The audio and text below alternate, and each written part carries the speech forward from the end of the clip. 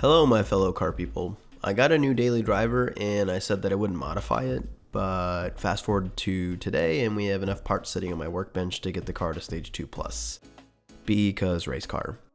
So let me quickly explain to you what you can expect in this mini series. My goal is to get the car to stage 2 plus, so in this case that's a high flow catted downpipe, an upgraded intercooler, and then a stage 2 ECU flash tune.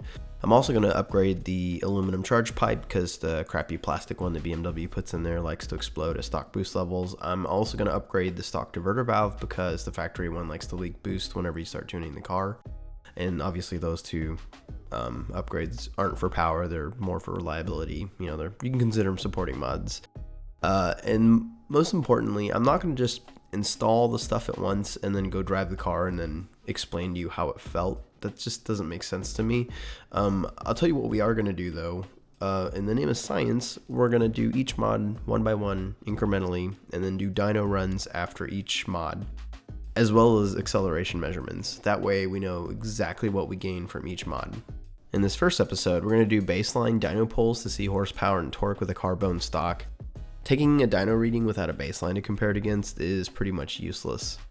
We're also going to get baseline 0 to 60 in quarter mile times for the bone stock car, so then later we can see our improvements.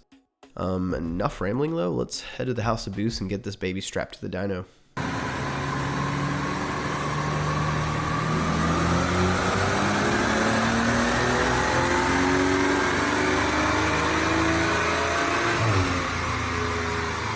Not bad. BMW rates a car at 320 horsepower and 330 pound-feet of torque at the crank, so if we assume something like 15% drivetrain loss, that means stock, according to what BMW rates it at, it should be 270 to the wheels.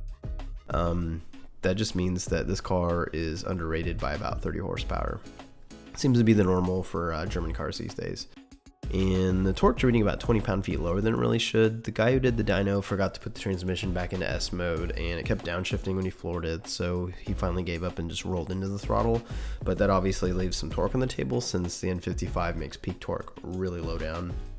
Well, you know, lower than the point where he was still rolling into it, so.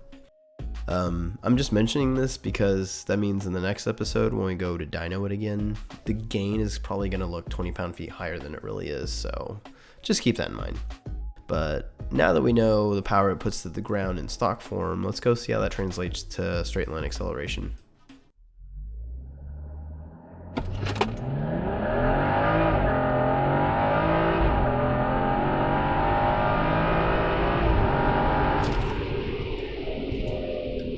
.61 seconds, not bad, especially considering it's 25 degrees out in a rear drive car. The Michelin Alpine PA4 tires are pretty good in the cold. The car is a launch mode, but I wasn't able to get a good launch with it, so I ended up turning DSC completely off, then transmission in S mode, and then brake boosted to about 2K, and then waited a second for the snail to come to life, and then flat footed it to 60. Probably about as good as it's gonna get for a stock run, I think. Let's go see how the quarter mile is.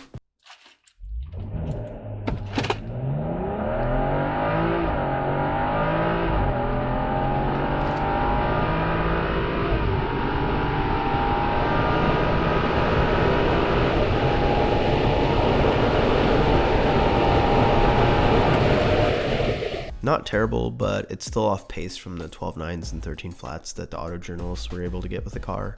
If you look at the launch, it just wasn't as good as the one I did for the 0 to 60 runs, so I think it just kind of bogged off the line a little bit. I think with a 1.8 60 foot, it probably would have been a 13 flat run. But I hope you enjoyed the first episode of this mini-series. In the next episode, we're going to flash the ECU with VF Engineering Stage 1 Hex Tune, and then we're going to go dyno it just with that and see what we gain, and then go see how acceleration improves with it just from simple flash tune. So see you in the next one.